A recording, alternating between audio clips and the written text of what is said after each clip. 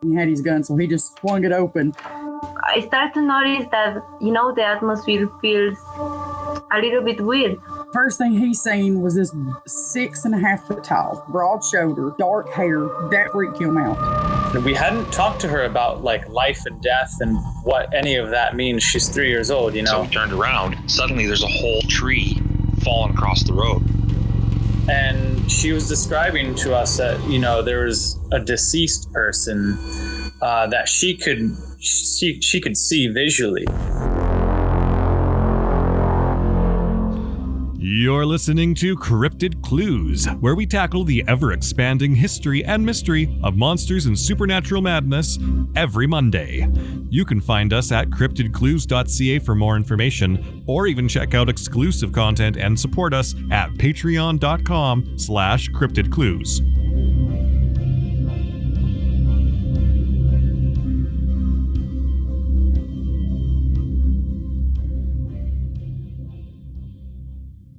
Hello, ladies and gentlemen. Welcome back to another episode of Cryptid Clues. I am your host, Taylor.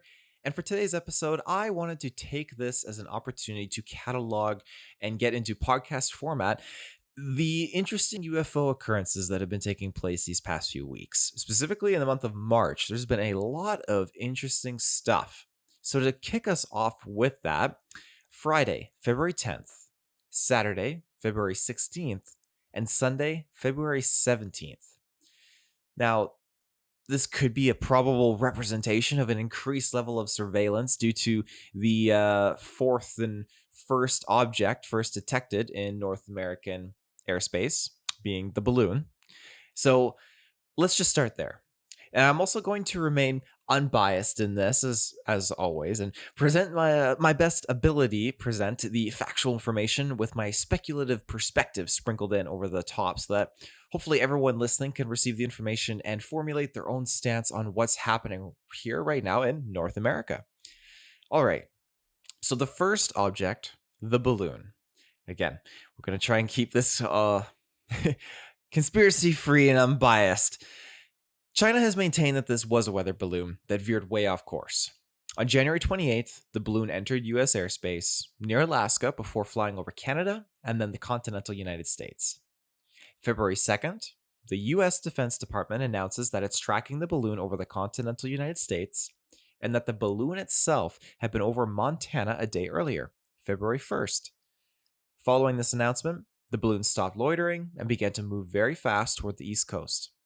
This information is sourced from U.S. officials. February 4th, the balloon is shot down by a United States fighter jet off the coast of South Carolina.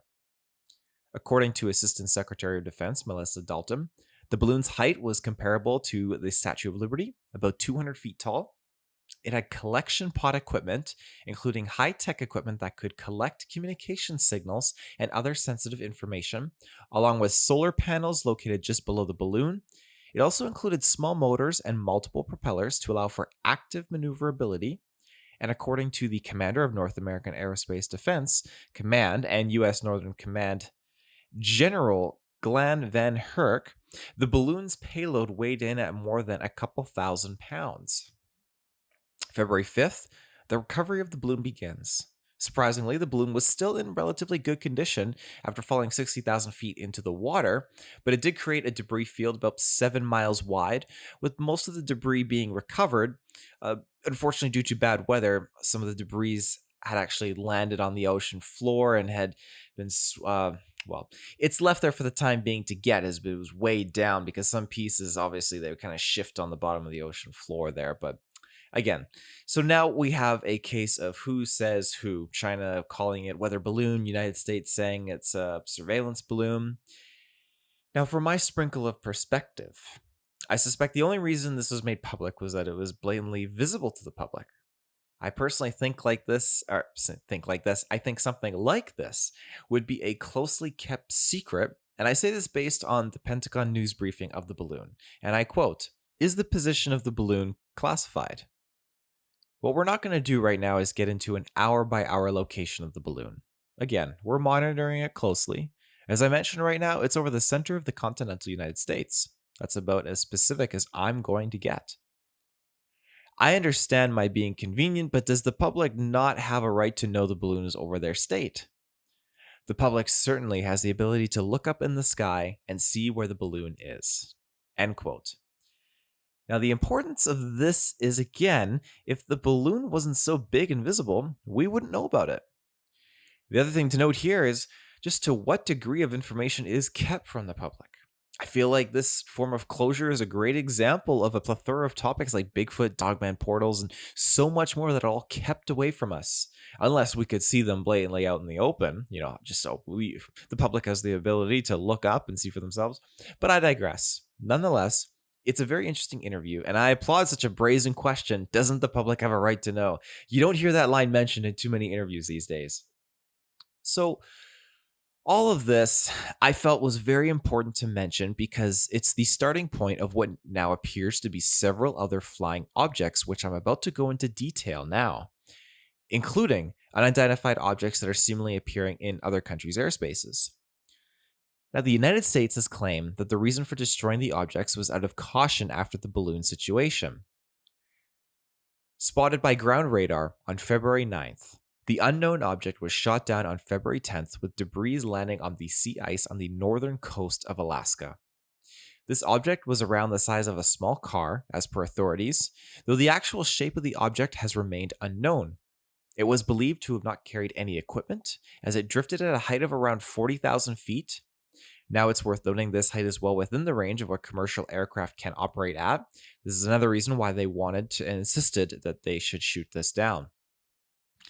Our next object, first spotted flying over Alaska on February 10th, was finally shot down on February 11th, Saturday, over Canada's Yukon territory.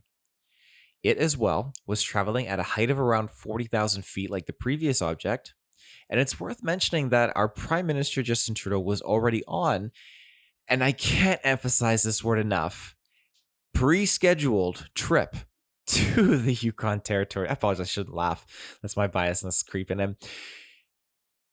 Pre-scheduled trip to the Yukon territory already before the object had appeared. I just find that intriguing is all. It's worth noting the shape of this object was recorded as being cylindrical. The RCMP is currently leading the search for the object that was shot down over the Yukon, and of course, it's stated the debris may never be recovered. Granted, the terrain is horrendously perilous. Take that into account. Now, the search area is a 3,000 square kilometer field, basically, you could say, of ground to cover.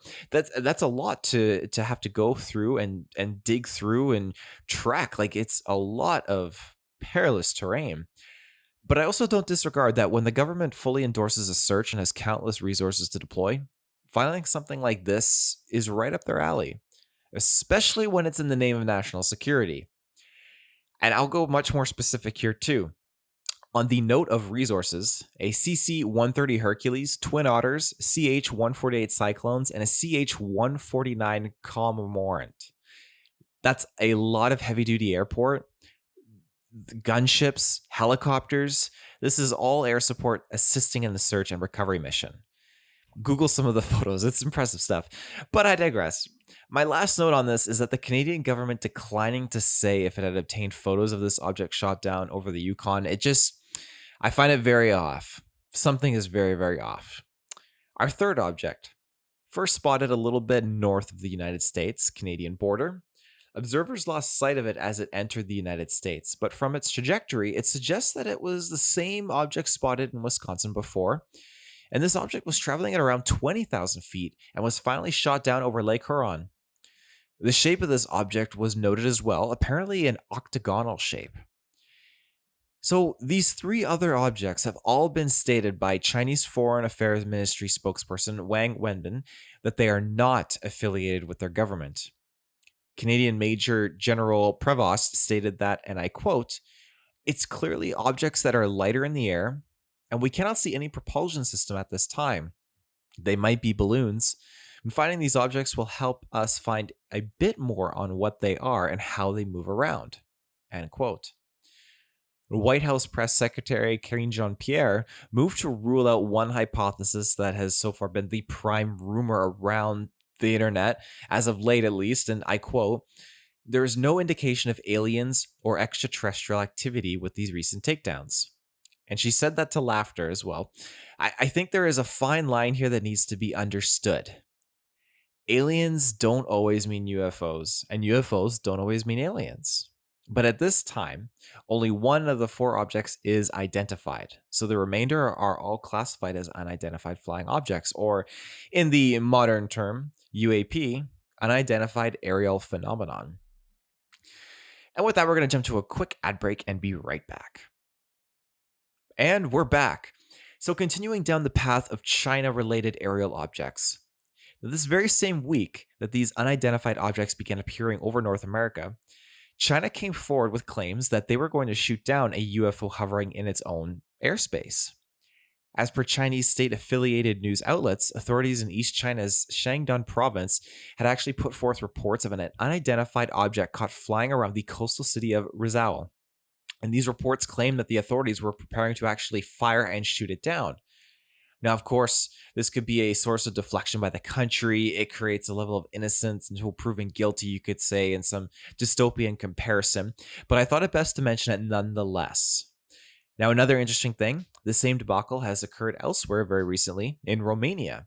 Just this past week, the Romanian Air Force dispatched fighter jets to deal with yet another mysterious object detected in its airspace. Officially, they were 2 MiG-21 Lancer jets that had flew towards the southeastern part of Romania, where the object was reported to be maneuvering at 36,000 feet. Now, the odd thing, when the jets arrived, this was about 10 minutes after the initial report and detection was filed, there was no sign of the object. It was gone. Radar could detect anything. The plane stayed in the area for well over an hour just to survey, but again, no additional evidence appeared. Now, with the United States coming forward with the notion of, hey, looks like we better amp up our patrol analysis and checks, and are only now discovering more unknown floating objects, that could be the case for other countries following suit as well, and this just happenly being the result. However, I have another interesting path that I'll toss out here. Why have there been so many UFOs near nuclear facilities? In the past 75 years, many high-ranked American military officials have reported that UFOs seemingly appear near sites that are associated with nuclear power, weaponry, and technology. Starting around the early atomic bomb development and testing sites to currently active naval fleets with nuclear armaments. In the late 1948s, many green fireballs were actually reported in the skies close to where the Los Alamos and Sandia, New Mexico atomic facilities were. Again, this is where the first atomic bomb was developed and tested. Now, according to SourceHistory.com, declassified FBI documents from the 1950s actually mentioned the term flying saucers that measured almost 50 feet in diameter. This is important because for the most part, history reports on UFOs tell us that they become quite common around both man-made and natural disasters. Notably, the Chernobyl and Fukushima nuclear disasters yielded a high report of UFO sightings recorded by journalists. In April of 2016, Japan was hit by several earthquakes, but just as ufologists had expected, boom, a UFO was spotted and actually filmed in the country shortly after the quakes occurred, specifically near the Kumamoto Airport. We also have the Sakurahima volcano. March 2011, a UFO orb actually comes out of the volcano and hovers. Again, that same month, a UFO floats out of the ocean off Japan before a tsunami hits. You can view many of these sightings and their photographs and actually some video recordings as well online. A plethora of these are all seemingly occurring in and around Japan, where there's natural disasters taking place. Now, earlier I said this is important. Why? February 2023, Ohio East Palestine, southern train derailment, spilling more than 100,000 gallons of dangerous chemicals into the air and water. February 2023, Arizona, transport truck flips and spills toxic chemicals across the interstate highway. Now, are UFOs flying directly above? No. But unknown objects have been flying around at this time. And a part of me wants to associate their appearances with these events. Now, that is an extremely biased and unfactual approach that I have taken, so there is no grounds to justify that whatsoever. Take note of that. I will conclude this part with two things, however. The first being that if these UFOs are piloted by intelligent, otherworldly beings, they observe with the utmost concern how we demonstrate our control over the planet and wield our control with such ignorance. And secondly, always make sure you have a mask or rebreather or some sort of eye protective wear and facial and lung protective device packed in your vehicle in the event of a nearby toxic spill. Train derailments can occur in the United States around 1,700 times per year, so always be prepared. That was something my dad always told me, and I keep to this day a rebreather packed away in my vehicle just for these situations, because you never know. And if you have family with you, someone you love, just even yourself, take care and be safe. I can't stress that enough. Now, as we move on, all the while keeping us on the trajectory of UFOs, I have some factual federal Canadian information to present here. Did you know that the province of British Columbia has the second highest number of UFO sightings in all of Canada? Now, of course, sightings have been occurring throughout our history, people seeing things in the skies and so on. And in 2022 alone, however, Canadians reported at least 768 UFO sightings in the country. That is at least 2 sightings per day. Internet searches for the UFOs have also been on the rise, with an increase of 1,150% across the country. Now, regarding the province's sightings, Ontario reported 2,416 UFO sightings, each lasting an average of 14 minutes long. British Columbia populated at least 1,163 sightings, with encounters lasting an average of 22 minutes long. On a global scale, Canada ranks second among countries with the most UFO sightings, with a total of 5,696 sightings.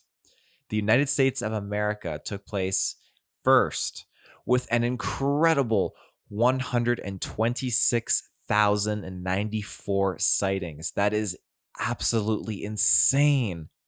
These findings were accumulated with data that is analyzed from the National UFO Reporting Center State Report Index and used records from 1998 and beyond. So, as we close out this episode, what better way than with a quick sighting, of course. Dated back on April 22nd, 2022.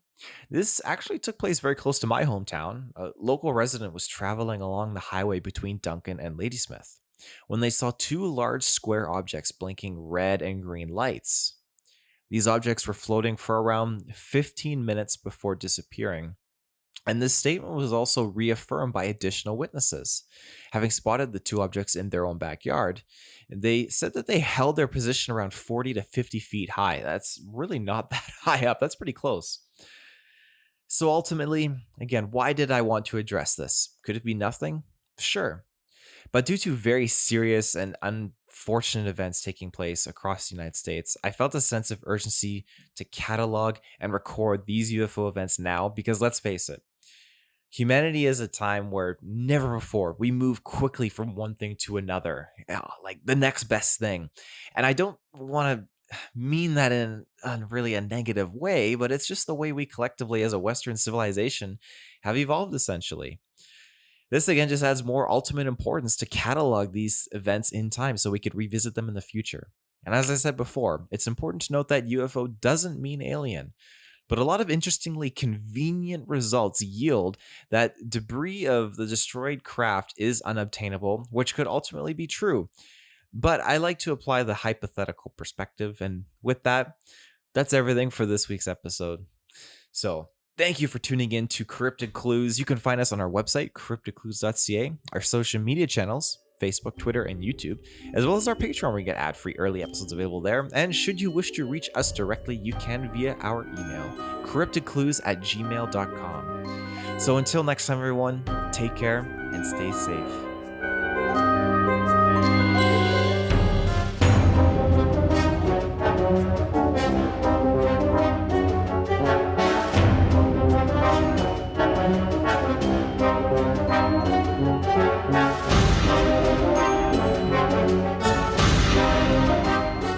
Thank you.